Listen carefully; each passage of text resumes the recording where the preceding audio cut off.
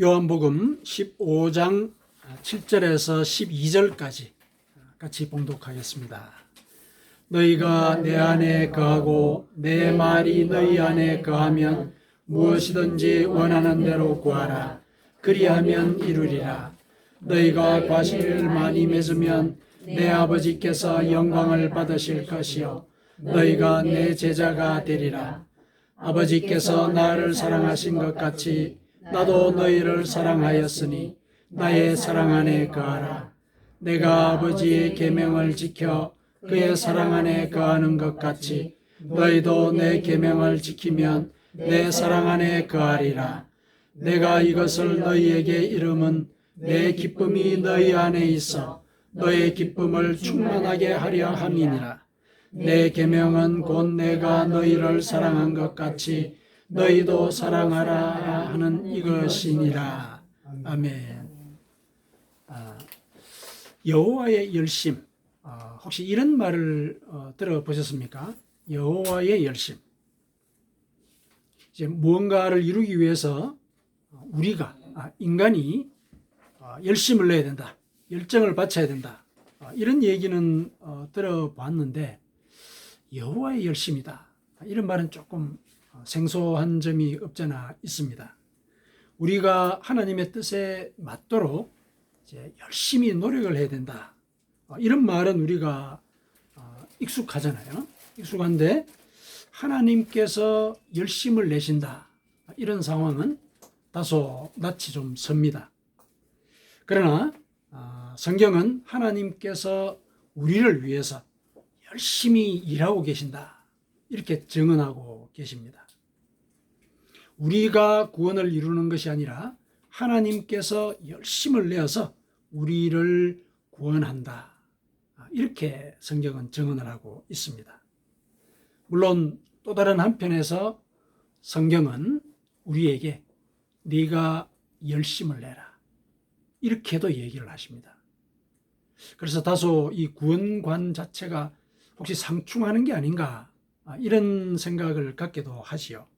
그러니까 여호와의 열심히 우리를 구원한다 이렇게 얘기를 하는 한편으로 네가 열심을 내라 이렇게 얘기하는 걸 보니까 조금 상충되는 부분이 없잖아 있다 이렇게 생각을 하실 수가 있는데 그러나 그거는 상충되는 것이 아니라 우리의 구원은 하나님께서 주도하신다. 그게 하나님의 열심의 첫 번째 의미입니다. 하나님께서 우리의 구원을 주도하시고 그 구원을 주도하시는 온 섭리 가운데 우리가 열심히 신앙생활을 하는 것. 이것이 우리를 구원의 길로 이르게 한다. 그런 뜻입니다. 그러니까 상충되는 것이 아닌 것이죠. 그렇게 본다면은 우리는 이 지점에서 무엇을 우리가 고민을 해야 될까? 그건 뭐냐면은 우리가 열심히 신앙생활을 수행해 나가는 가운데서 우리 신앙생활의 근간이 뭘까? 무엇을 우리가 열심히 해야 될까? 이걸 우리가 고민을 하면서 그것을 실천하는가? 이게 중요한 문제가 되겠죠. 그래서 오늘 본문을 함께 묵상을 하면서 여호와의 열심이라는 것이 어떤 의미이고 또 그 열심이 베풀어지는 가운데 우리가 또 열심을 보여야 되는 이 신앙생활의 근간은 또 뭘까? 이것을 같이 한번 되새겨보는 시간을 가졌으면 좋겠습니다. 자, 오늘 본문은 여러분들도 다 아시다시피 예수님께서 제자들에게 들려주신 포도나무 비유의 일부입니다. 그 후반부죠. 포도나무 비유. 오늘 그 본문이 나온 그 앞에 1, 2절을 한번 보실까요? 그 같이 한번 읽으시죠. 1절에서 2절까지. 나는 참 포도나무요 내 아버지는 농부라.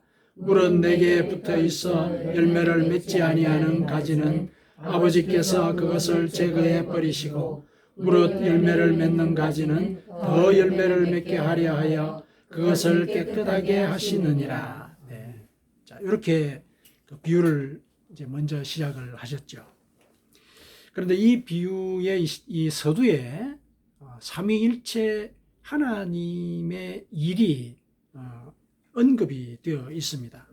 여기를 보면은 내 아버지는 농부라 그렇게 되어 있죠. 그러니까 하나님은 농부로서 열매를 맺지 못하는 이 가지들을 쳐내시죠. 그러니까 포도원 전체를 관리를 하십니다. 관리를 하시는 것이죠. 그러니까 이거는 구원론에 따르자면은 구원의 전체 계획을 주도하시는 분이시다. 이제 그런 암시가 거기 들어있는 거죠. 구원의 온 계획을 주도하시는 분이시다. 그리고 예수님은, 성자 하나님은 포도나무다 이렇게 말씀을 하셨죠. 당신은 포도나무다 이렇게 얘기를 하셨습니다. 이거는 이 포도나무에 붙어있는 가지가 열매를 맺을 수 있도록 믿음의 자양을 공급하는 그런 역할을 하시는 것이죠. 그러니까 구원의 진리를 가르치시고 또 직접 그 진리를 실천함으로써 이렇게 살아가야 한다. 이거를 보여주셨죠. 실제로 보여주신 것이죠. 그게 바로 믿음의 본을 보여주신 것이지 않습니까? 그게 바로 믿음의 양분인 것이죠. 그대로 따라하면 되는 거니까 우리로서는. 그리고 또 가지가 열매를 많이 맺으려면은 적절한 비도 내려야 되고 또 따뜻한 햇볕도 있어야 되지 않겠습니까? 자, 그런 역할을 하는 것이 성령 하나님이십니다. 어디서 그런 의미를 찾아낼 수 있느냐? 결실을 맺는다. 거기에서 성령 하나님의 역할을 우리가 추정을 할 수가 있죠. 성경에도 신앙의 결실, 그거는 성령 하나님의 역할이라고 얘기를 하고 있죠. 갈라디아서 5장 22절에 보면은 성령의 열매를 맺어야 한다. 그러면서 그 열매의 구체적인 종류까지도 일러주지 않습니까? 성령의 열매, 포도나무의 열매, 열매를 맺게 하는 것은 성령 하나님의 역할인 것이죠. 그래서 오늘 그 본문 앞쪽에 1, 2절에는 이 삼위 하나님께서 이 구원의 이 계획 속에 협력을 하고 계신다. 이걸 우리가 알 수가 있습니다. 전체 포도원을 관리하는 분이 계시고 또 포도나무로서 양분을 제공하고 또 그 양분을 제공할 수 있도록 주변의 분위기를 조성해서 적절한 햇빛과 또 적절한 비를 또 내려주는 이런 역할을 하는 하나님, 성령 하나님. 자, 이렇게 세 분 하나님께서 협력하셔서 우리로 하여금 신앙의 열매를 맺게 하시는 것이죠. 포도나무의 열매를 맺게 하신다는 것이죠. 자, 이 비유가 이제 삼위 하나님의 이런 그 협력과 각각의 그 역할을 다 일러주고 있는데, 실은 15장, 오늘 본문이 나오는 15장 그 앞에 14장에 삼위 하나님에 대한 설명이 자세하게 또 나옵니다. 예수님께서 이 포도나무 비유를 일러주시기 전에 14장에서 삼위 하나님이 우리의 구원을 위해서 무슨 일을 하고 계시는가, 그걸 자세하게 일러주셨어요. 14장 1절에 보면은 너희는 마음에 근심하지 말라, 하나님을 믿으니 또 나를 믿으라, 이렇게 얘기를 하셨어요. 이거는 뭐냐면은 예수님께서 제자들에게 어떻게 살아야 구원을 얻는다 다 보여주지 않으셨습니까? 이렇게 살면은 구원을 얻는다. 그러니까 내가 하나님의 뜻대로 사는 법을 내가 다 일러줬으니까 내가 보여준 대로만 살아라. 그러면은 근심할 게 없다. 근심할 게 없다. 하나님은 실제로 인간의 몸을 입고 우리에게 구원에 대해서 근심할 일이 없도록 모든 것들을 다 보여주시는 분이시다. 그러니까 근심하지 말아라. 그래서 하나님을 믿는다면 곧 바로 나를 믿는 것이다. 그러니까 내가 보여준 대로 그대로 따르고 또 그대로 믿으면은 그게 바로 하나님을 믿는 것이고 구원을 이루는 것이다. 근심하지 말아라. 하나님은 우리에게서 근심을 제거해 주시는 그런 분이시다. 구원에 관해서 근심하지 않게 하신다. 이렇게 하나님을 먼저 소개를 하셨습니다. 그리고 이어서 14장 6절에 보면은 예수님은 당신을 또 어떻게 소개하느냐면은 내가 곧 길이요 진리요 생명이니 나로 말미암지 않고는 아버지께로 올 자가 없느니라. 그러니까 내가 보여준 대로 그대로 살면 된다는 거죠.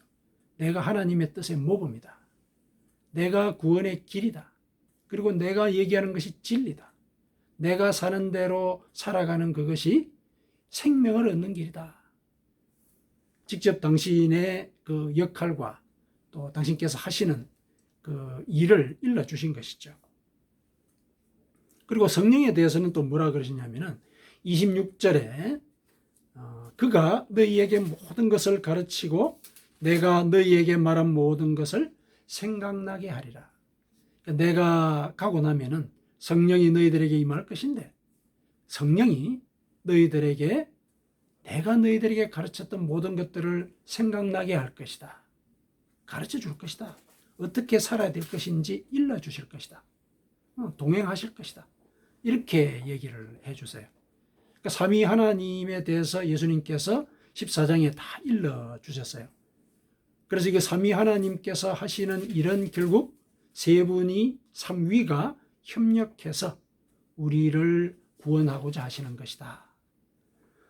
이 내용을 이제 14장에 다 일러주신 뒤에 그 내용의 일종의 총화로서 포도나무 비유를 일러주신 것이죠. 그 비유 속에 삼위 하나님의 그 역할이 그대로 다 암시가 다 되어 있는 것입니다. 그리고 이것은 예수님 당시에서만 또 삼위 하나님이 그렇게 역할을 하신다라고 생각할 이유가 없다. 왜냐?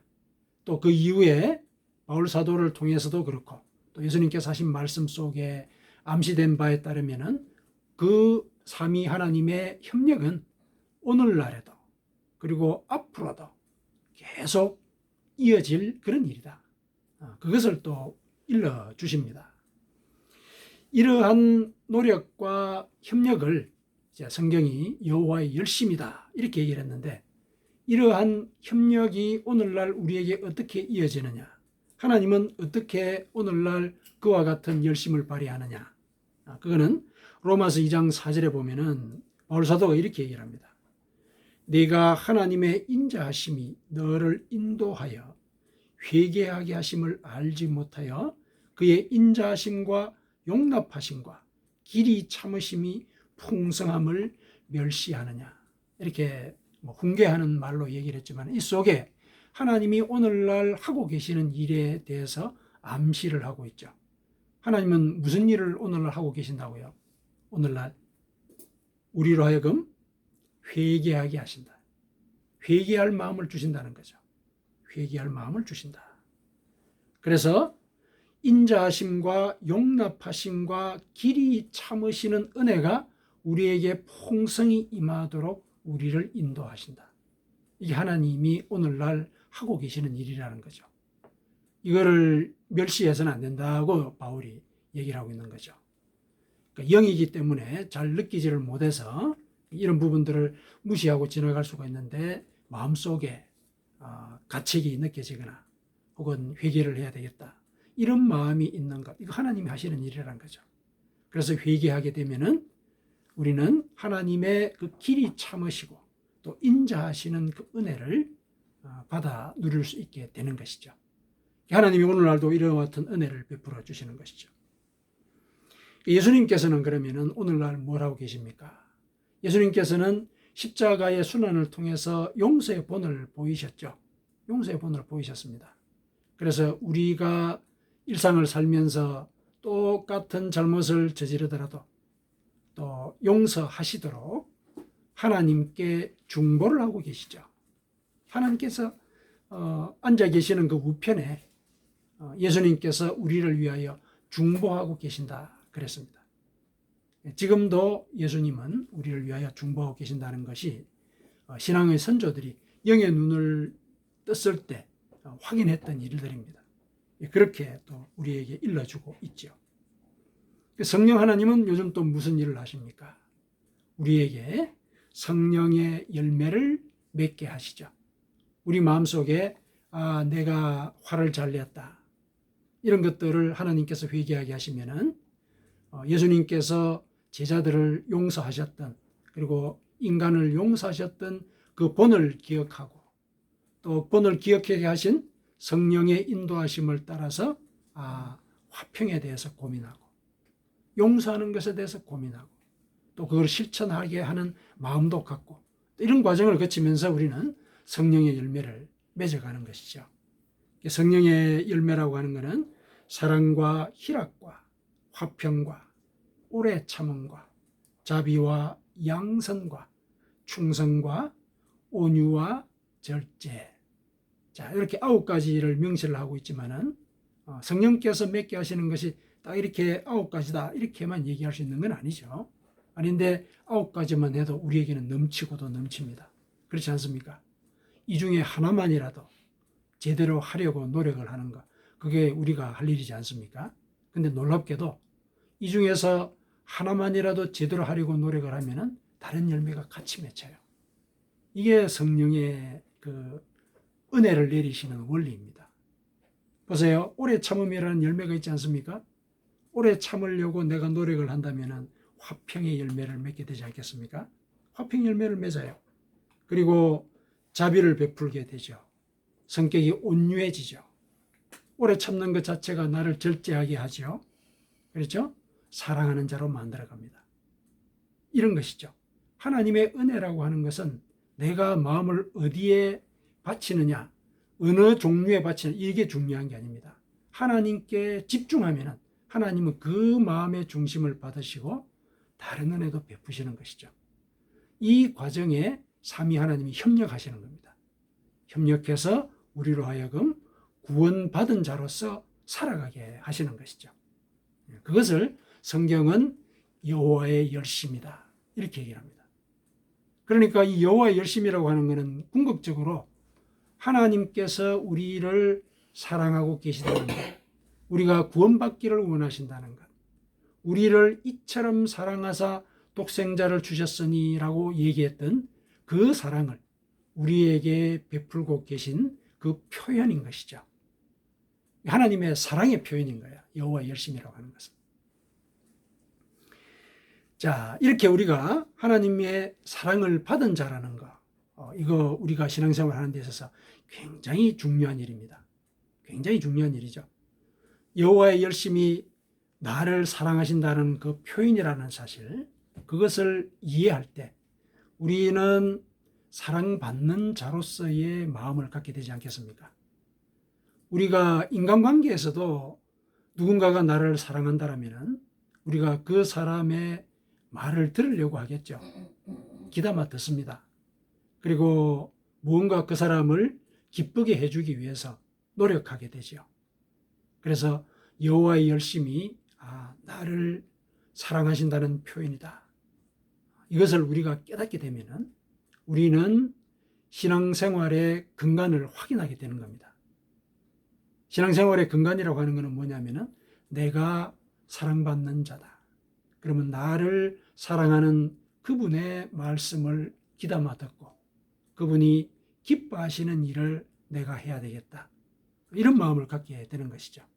이렇게 마음을 갖게 되는 그것이 결국은 사랑의 반향인 것이죠. 사랑의 반향. 그것을 여호와의 열심이 실은 의도하고 있는 것입니다. 우리에게 사랑을 베푸신 이유는 뭐냐? 우리도 사랑하는 마음을 가져라. 사랑하는 마음을 가져라. 내가 너희를 사랑하듯이 너희도 나를 사랑해다오. 그리고 내가 너희를 사랑한 것 같이 너희도 너희 이웃들을 사랑해라. 서로 사랑해라.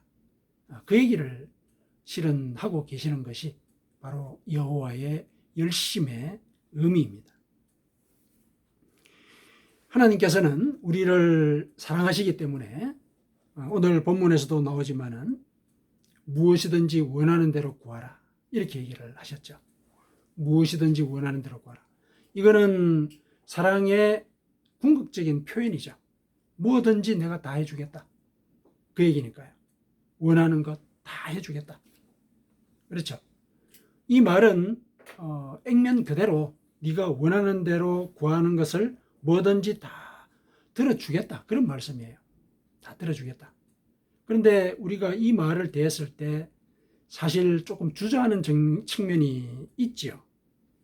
무슨 말이냐면은 뭐든지 구하는 대로 다 구해라.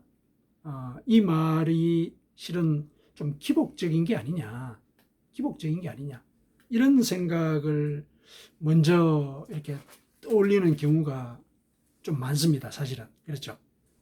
하나님의 관계에서 너무 이렇게 우리의 복만 바라는 게 아니냐. 이게 이제 양심이 우리에게 일러주는 얘기죠. 어떻게 내가 필요한 것만 자꾸 원해. 이런 이제 얘기를 마음속에서 이제 듣게 되죠. 마음의 귀로 우리가 하나님께 복만 이렇게 바래서 되나. 그런 이제 생각을 갖게 되는 것이죠.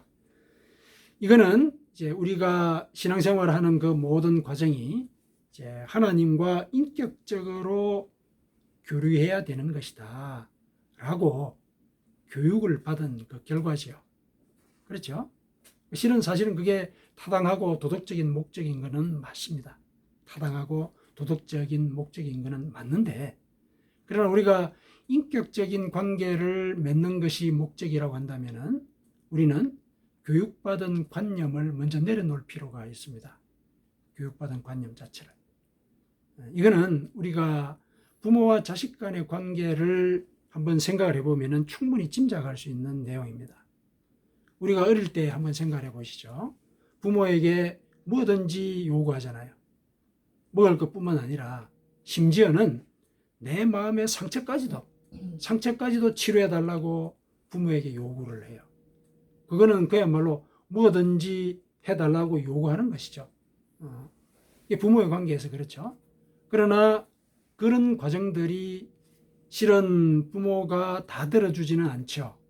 그렇죠. 다 들어주지 않는 이유는 뭡니까? 그 다 들어주는 그 모든 과정 속에 예를 들어서 방임이나 또는 탐닉 이런 일들이 생길 수 있기 때문에 부모가 다 들어주지 않는 거죠. 그러다 보면은 부모와 자식 간에 의견 충돌이 생기고 예를 들면 갈등도 생기지 않겠습니까? 그러나 그 갈등이 관계가 깨지는 것으로 결론이 내는 적이 아니고 어떻게 됩니까? 부모 자식 관계는 그 갈등의 관계 속에서 조정이 되죠. 조정이 되는 겁니다. 자식은 이런 걸 원하는구나. 네가 원하는 게 지금 이런 거구나. 네 속이 이런 거구나. 너의 인격이 형성되는 과정이 이와 같은 절차를 밟아서 가고 있구나. 이걸 부모는 알게 되고 자식은 부모가 뭘 원하는지를 또 알게 되죠. 알게 됩니다. 그렇게 해서 서로가 조정이 되는 거죠. 이 조정의 과정이 실은 식견이 늘어나고 성숙해가는 과정이거든요. 그렇죠. 우리가 그렇게 크지 않았습니까? 하나님과의 관계에 있어서 인격적인 그런 순간이라고 하는 것도 그것이죠. 인격적인 순간이라는 것도. 하나님과의 인격적인 관계, 하나님 앞에 교육받은 대로 먼저 시도하려고 하지 말고 먼저 내 속에 있는 것, 그거 먼저 하나님께 다 내놓으세요. 내한테 필요한 것, 물질적인 것뿐만 아니라 그리고 관계의 상처, 그리고 내가 이제껏 지내오면서 나도 모르게 마음속에서 품었던 예를 들면은 죄의 문제, 또 내 삶 속에 내 발목을 붙잡고 있는 해결하지 못하는 이유도 알 수 없고 또 예를 들어서 왜 그런지는 모르지만 분노가 나는 일들 이런 것들이 있지 않습니까? 하나님 앞에 다 내놓으라는 얘기죠. 다 내놓으라. 다 내어놓고 하나님께서 하시는 말씀, 그게 성령으로 마음속에 이렇게 떠오르게 하기도 하시고 또 성경 말씀을 읽는 중에 깨닫기도 하시고 또 사람들과의 관계 속에서 듣는 말을 통해서도 깨닫게 하세요. 여러 방법을 통해서 하나님 우리에게 말씀을 하시거든요. 그 과정 속에서 내 속에서 하나님께 올려드렸던 그 모든 소원들, 이런 것들이 조정의 과정을 거치게 되죠. 우리가 내 속에 있는 속내를 진실하게 올려드렸을 때 그 일을 하나님께서 하시는 거거든요. 그렇게 해서 조정해가는 가운데 저는 이런 종류의 인간입니다. 그걸 하나님께 그대로 올려드린 것이고 하나님은 그런 종류의 인간인 나를 당신의 뜻 가운데서 살살 달래서 바꿔가시는 거죠. 달래서 바꿔가시는 거죠. 물론 말을 듣지 않고 거역할 때는 매를 드시기도 하시죠. 부모가 그러지 않습니까? 그러나 그 모든 과정은 결국 우리가 구원의 자리에 오도록 하기 위한 그 모든 과정에서 이루어지는 것입니다. 그게 바로 인격적인 관계이거든요. 하나님과의 관계에서 인격적이다라고 얘기했을 때 도덕과 체면을 차려가지고 내가 구할 것 안 구할 것 가려가지고 이렇게 얘기하는 게 아니라 인격적인 관계라고 하는 것은 나의 속내가 하나님 앞에 그대로 다 드러나게 되고 또 하나님의 속내가 우리에게 그대로 다 전달이 되는 이런 관계가 인격적인 관계인 것이죠. 그런 관계가 될 때 사랑이 생기게 되는 것입니다. 사랑이 생기는 거죠. 관심이 생기게 되는 거죠. 아, 저 사람은 저런 종류의 인격을 가졌구나. 무시하는 게 아니라 속을 본다는 거죠. 아, 저렇게 자기의 속이 저렇게 생긴 사람이구나. 아, 저런 아픔이 있구나. 그러면은 나도 거기에 대응해서 반응을 하게 되잖아요. 그게 부모와 자식 간의 관계에서 제일 구체적으로 많이 드러나는 것이거든요. 하나님과 우리와의 관계에 있어서 인격적인 그런 모습이라고 하는 것도 실은 그러한 겁니다. 그래서 예수님께서 뭐든지 구해라 그러시는 거예요. 원하는 게 있으면 뭐든지 구해라. 왜냐? 너희들은 내 옆에 붙어있는 가지다. 가지는 빨아들이지 않느냐. 네가 원하는 거 빨아들여라. 그러는 거는 내가 할 것이다. 걸러주는 건 내가 할 것이다. 이게 하나님이 우리에게 보여주시는 그 뜻이고 우리를 인도하시는 방식입니다. 그렇기 때문에 우리가 하나님과의 관계에 있어서 우리 속에 있는 것, 진실한 것. 하나님 섭섭합니다. 왜 이렇게 저를 어려운 가운데 그대로 내버려 두십니까? 너무 힘듭니다.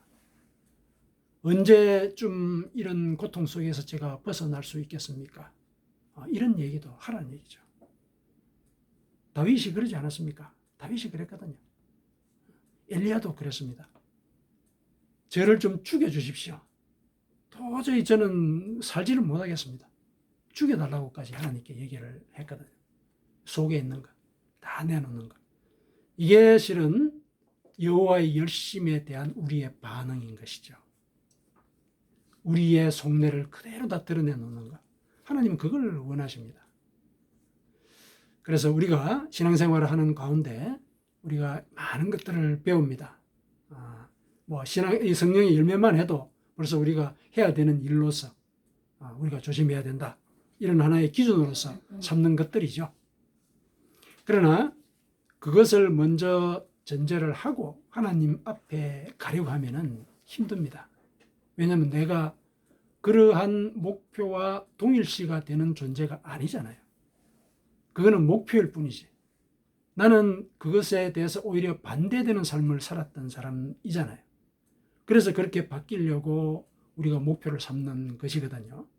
그렇다면 하나님은 너의 속내부터 네가 뭐가 부족하고 뭐가 결핍이 있고 어떤 상처가 있고 이것부터 내한테 내어놔라. 그것부터 정리하자. 그것부터 치료하자. 그것부터 회복시키고자 한다. 그렇게 해서 너를 온전히 열매를 맺을 수 있는 깨끗한 가지로 내가 만들어주고자 한다. 깨끗한 가지가 되면 깨끗한 열매를 맺는 거죠. 그런 원리인 것입니다. 그래서 여호와의 열심은 우리를 구원의 자리로 다가오도록 삼위 하나님께서 그렇게 협력을 해서 우리에게 사랑을 베푸시고 계시다는 그런 표현이다. 그렇다면 그 표현을 우리가 인식하고 그 사랑에 대해서 우리도 같은 사랑을 보여줄 수 있어야 한다. 그게 우리 신앙생활의 근간이라는 것이죠. 그래서 우리는 어떻게 사랑할 것인가 이걸 고민하면서 살아야 됩니다. 어떻게 사랑할 것인가? 어떻게 하나님을 사랑할 것인가? 어떻게 내 이웃의 작은 자들을 사랑할 것인가? 이거 고민하는 것. 이게 바로 우리 신앙생활의 근간이 되어야 하는 것이죠. 사랑하는 성도 여러분, 하나님은 우리를 구원하시기 위해서 열심히 일하십니다. 성부 하나님, 성자 예수님, 성령 하나님께서 협력해서 여호와의 열심을 실현하십니다. 그 사랑의 은혜로 우리는 구원의 길에 들어섰습니다. 우리는 하나님께서 당신의 생명을 바치기까지 사랑하신 존재인 것입니다. 이 사실을 깨달아야 합니다. 깊게 영혼 속에 새겨두어야 합니다. 그런데 실은 의지로만 되지는 않죠. 그런데 이 사실을 깨닫게 하는 것도 하나님께서 하십니다. 내 속내를 하나님께 바칠 때는 하나님이 나를 사랑하신다는 그런 생각까지도 우리에게 심어주신다는 것이죠. 그래서 이 사실을 깨달으며 우리가 살 때, 여호와의 열심은 결국 우리로 하여금 사랑하는 자로 만드는 그런 하나님의 뜻의 표현이구나. 우리를 사랑하는 자로 만들고자 하시는 것이 당신의 뜻이구나. 이걸 깨닫게 하는 것이죠.